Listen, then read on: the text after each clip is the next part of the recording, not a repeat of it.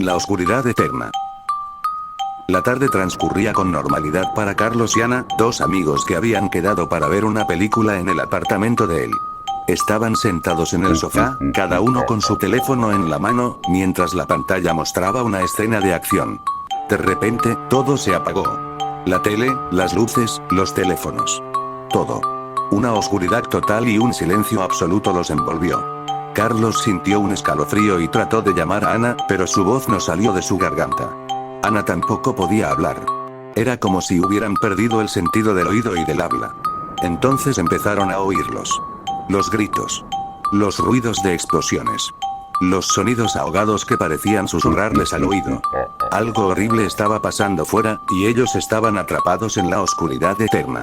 Carlos se levantó con dificultad del sofá, tanteando en la oscuridad. Quería encontrar a Ana y salir de ahí.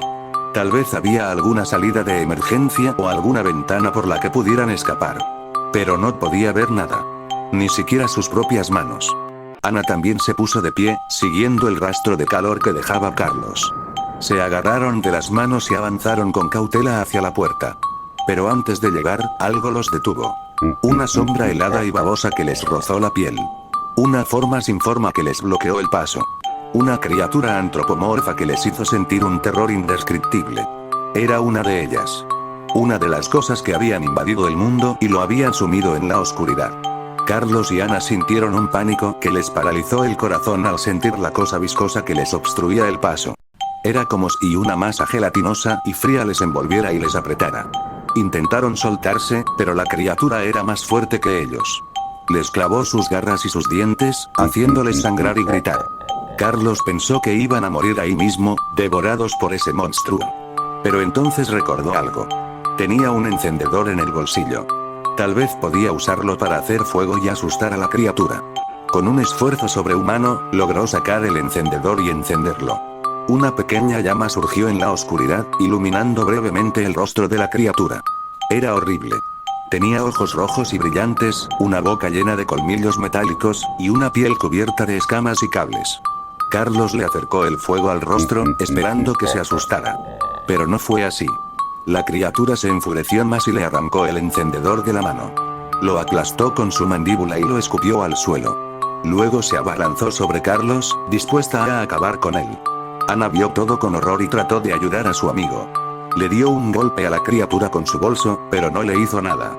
La criatura se giró hacia ella y le lanzó un zarpazo que le cortó el brazo. Ana cayó al suelo, desangrándose y llorando. Carlos vio a su amiga herida y sintió una rabia incontrolable. Se levantó como pudo y se lanzó contra la criatura, agarrándola por el cuello. La criatura se resistió y le mordió el hombro, pero Carlos no se soltó. Con todas sus fuerzas, le torció el cuello hasta que lo oyó crujir. La criatura dejó de moverse y cayó al suelo, muerta. Carlos soltó el cadáver de la criatura y se arrastró hacia Ana. La abrazó y le dijo que todo iba a estar bien. Pero sabía que no era cierto. Habían matado a una criatura, pero había muchas más afuera. Y ellos estaban heridos y sin armas.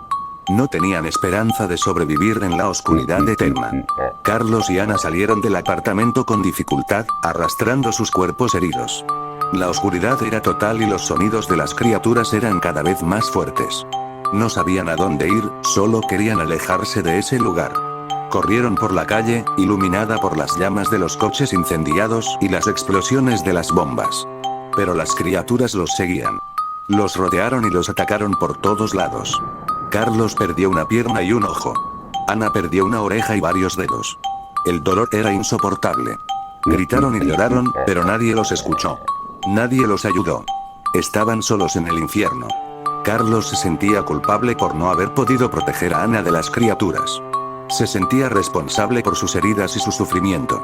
Se sentía impotente por no poder hacer nada para cambiar la situación. Se sentía solo por haber perdido todo lo que le importaba. Ana se sentía asustada por no saber qué iba a pasar con ellos en el refugio. Se sentía vulnerable por haber perdido partes de su cuerpo y su identidad.